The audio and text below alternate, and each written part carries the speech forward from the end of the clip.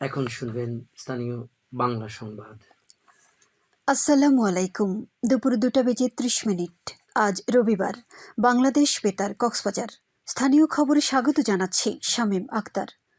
প্রধানমন্ত্রী তারেক রহমানের সঙ্গে সৌজন্য সাক্ষাৎ করেছেন ঢাকায় নিযুক্ত সৌদি আরবের রাষ্ট্রদূত ডক্টর আবদুল্লাহ জাফর এইচ বিন আবিয়া।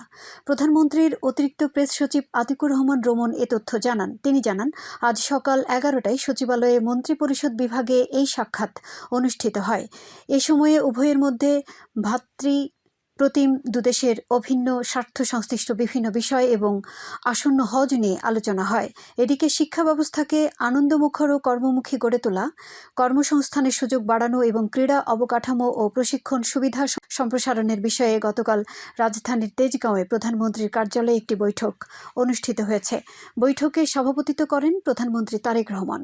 প্রধানমন্ত্রীর প্রেস সচিব আবু আবদুল্লাহ এম সালে এ তথ্য জানিয়েছেন। সভায় সংশ্লিষ্ট মন্ত্রী, প্রতিমন্ত্রী ও ঊর্ধ্বতন কর্মকর্তারা উপস্থিত ছিলেন।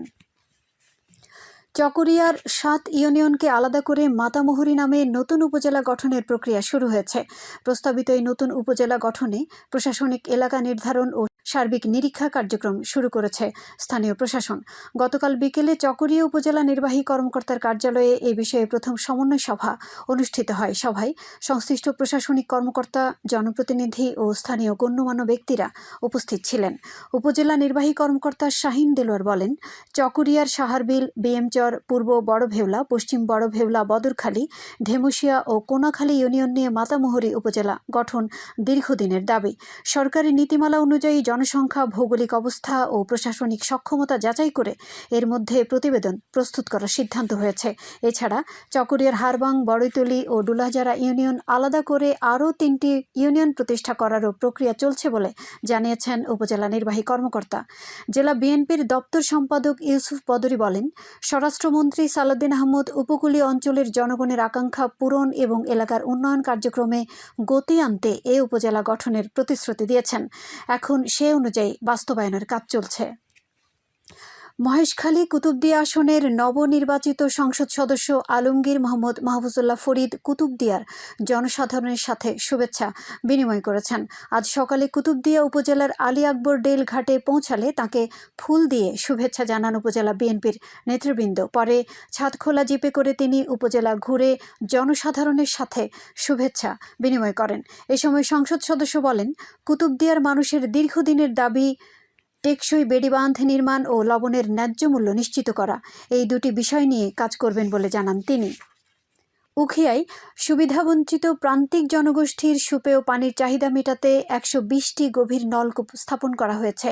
চলতি অর্থবছরে জনস্বাস্থ্য প্রকৌশল অধিদপ্তর 1,40,00,000 টাকা ব্যয়ে প্রকল্পটি বাস্তবায়ন করেছে।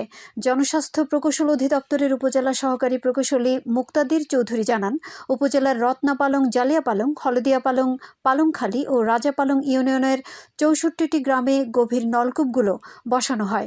এ প্রকল্প বাস্তবায়নের মধ্য দিয়ে 1000 সুবিধাবঞ্চিত পরিবার বিশুদ্ধ পানি ব্যবহারের আওতায় এসেছে বলে জানিয়েছেন স্থানীয় জনপ্রতিনিধিরা।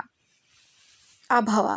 আগামীকাল দুপুর 12টা পর্যন্ত 24 ঘন্টার পূর্বাভাসে বলা হয়েছে, আকাশ অস্থায়ীভাবে আংশিক মেঘলা সহ আবহাওয়া শুষ্ক থাকতে পারে। কক্সবাজার সমুদ্র বন্দরের জন্য কোনো সংকেত নেই। আগামী 24 ঘন্টায় দিন ও রাতের তাপমাত্রা সামান্য বৃদ্ধি পেতে পারে। আজ সূর্যাস্ত যাবে সন্ধ্যা 5:53, আগামীকাল সূর্যোদয় হবে ভোর 6:19। আজকের সর্বনিম্ন তাপমাত্রা ছিল 21.7 ডিগ্রি সেলসিয়াস এবং সর্বোচ্চ তাপমাত্রা ছিল 32 ডিগ্রি সেলসিয়াস। জানিয়ে দিচ্ছি ইফতার ও সেহরির সময়সূচি। আজ ইফতার সন্ধ্যা 5:54, আগামীকাল সেহরি শেষ সময় ভোর 5:01। এখন জানিয়ে দিচ্ছি বাঁকখালী নদীর মোহনা ও সংলগ্ন এলাকার সামুদ্রিক জোয়ার ভাটার সময়সূচি। আজ ভাটা শুরু হয়েছে দুপুর 1:34, চলবে রাত 8:14 পর্যন্ত। জোয়ার শুরু হবে রাত 8:14, চলবে রাত 1:53 পর্যন্ত। পুনরায় ভাটা শুরু হবে রাত 1:53, চলবে আগামীকাল সকাল 9:29 পর্যন্ত। খবর শেষ হলো। আমাদের পরবর্তী খবর প্রচারিত হবে আজ বিকেল 4:30 ইংরেজিতে।